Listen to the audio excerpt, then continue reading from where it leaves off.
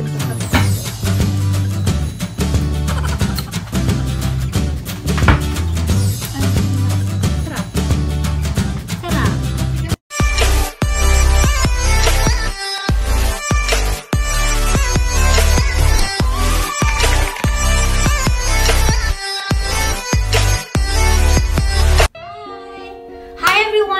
Again, it's me, Myra, and welcome to our channel. So, kumusta po kayong lahat?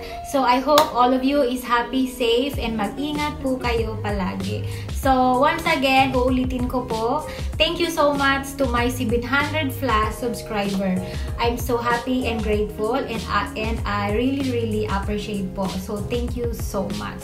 So, good luck po sa ating lahat. Suportahan po natin yung isa't isa.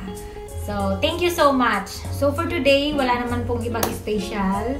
Pero, may gusto akong i-share sa inyo na ginawa ko ngayong araw na to. At wala lang, gusto ko lang i-share sa inyo.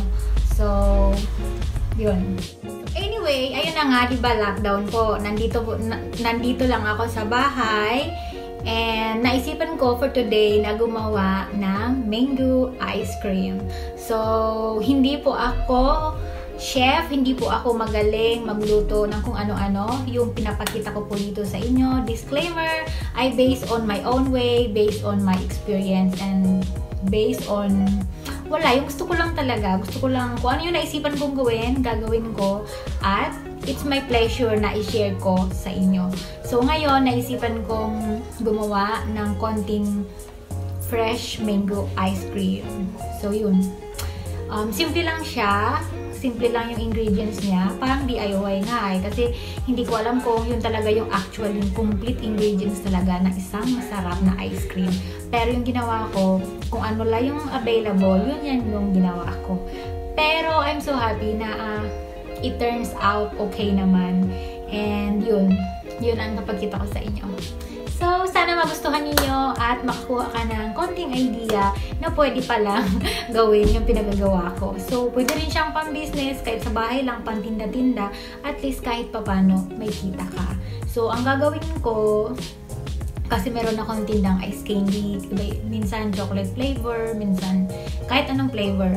Pero ngayon, yung flavor ng ice candy ko ay chocolate. So, nag-add ako ng fresh mango ice cream na nilagay ko lang sa maliit na lagayan, which is makikita niyo maya-maya. So, yun ang dagdag na itinitinda ko dito sa bahay. So, at least, kahit konti, merong ginagawa. So, yun.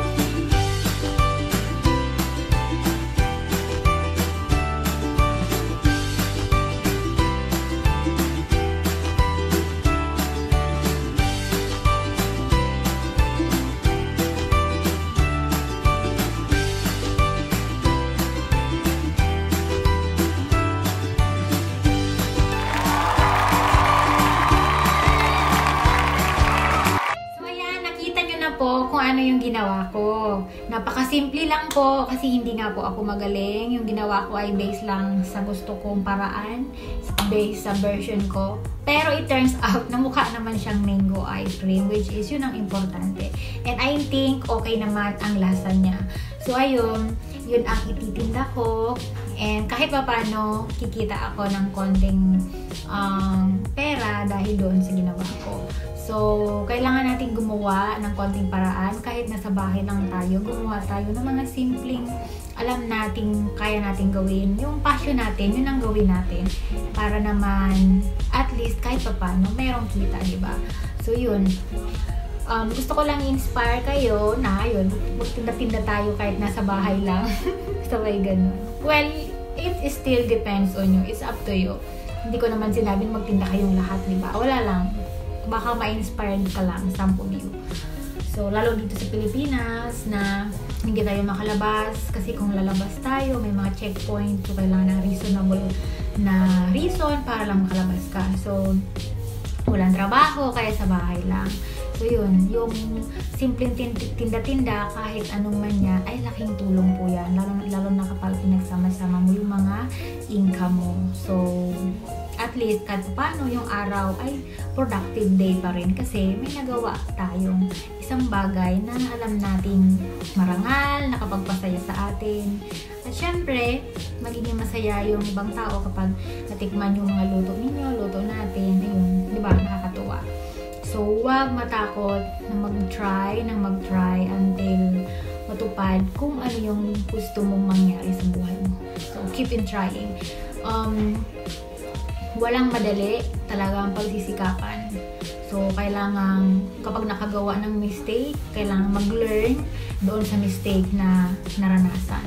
Para next time, hindi na ulit mangyayari. So, yun. Yan lang yung vlog ko today. Sana nagustuhan nyo po. So, see you on my next vlog. Maraming salamat po sa inyong lahat. So, bye-bye. God bless you everyone. And always remember, live the life to the fullest. Love yourself, be yourself, and be happy always. Bye-bye.